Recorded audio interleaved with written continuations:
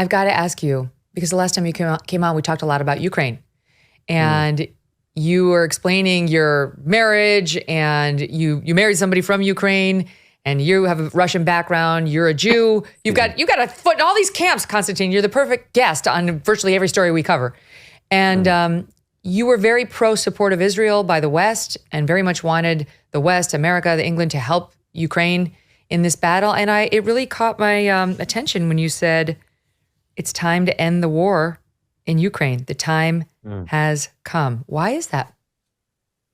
Well, it's for the reason I said from day one, which is that the ultimate strategy for Ukraine was always going to be to put up a fight, to see how well they could do with the support that we provided.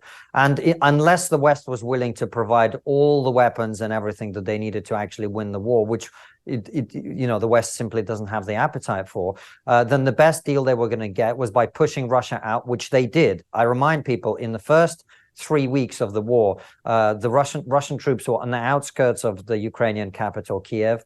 They were on the outskirts of Kharkiv, which is in the northeast. They'd captured Kherson, they'd captured Mariupol, they'd captured a large number of small cities and a lot of territory.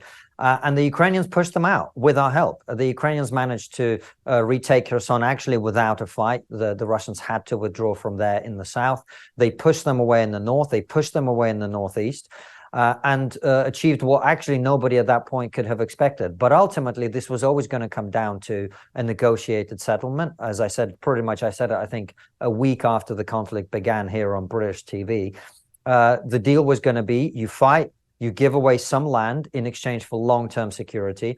And what we have seen, particularly with the Ukrainian counteroffensive this summer, is that even though the West has provided quite a lot of support, it hasn't provided the things that the Ukrainians really need to be able to win that fight. And because it's taken so long to provide that equipment and the hardware, what the Russians have been able to do is dig in, plant mines everywhere, and so on and so forth. And so the counteroffensive was bloody, but didn't achieve very much. And so what we've had over the last year, really, the last major win for Ukraine was a year ago in Kherson.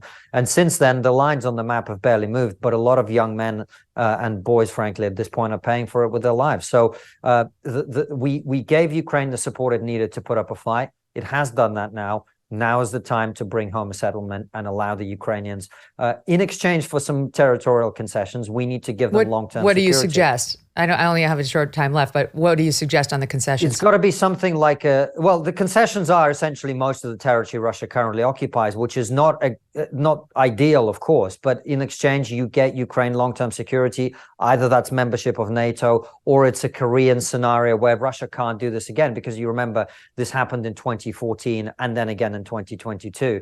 What we have to do is make sure it doesn't happen again. The territory, although that's obviously not a great outcome, matters a lot less. And that's why I've basically been consistent throughout. Ukraine needed to fight, put up a fight, give something away in order to get long-term security and secure its sovereignty, which it has done. Wow. So interesting to hear you talk about it after our last time together. I've got big news from Bonner Wines. This is only for the true adventure seekers who are looking for more in their wine drinking experience than your grocery store big box wines. The Bonner Private Wine Partnership is releasing a wine so rare, it sells out practically every time it's been available. They invite you to come on an extraordinary journey to remote vineyards where a never-before imported gem has wine enthusiasts everywhere raving. Picture this: at altitudes of up to 9,000 feet, grapes defy nature's harshest challenges, thriving in poor soil, enduring extreme UV rays, and facing thin atmosphere and volatile temperature swings. The result is this one-of-a-kind extreme altitude Malbec. Now, I've arranged special access for my listeners to get a bottle of this rare wine. Here's how you do it.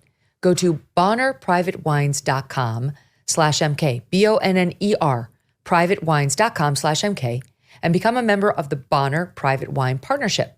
But act fast, you don't want to miss your chance. Visit bonnerprivatewines.com/MK now for wine at 50% off, plus free shipping. bonnerprivatewines.com/MK today to get your wine delivered directly to your doorstep. Hey, thanks so much for watching. If you like what you just saw, hit the subscribe button for more clips and full episodes.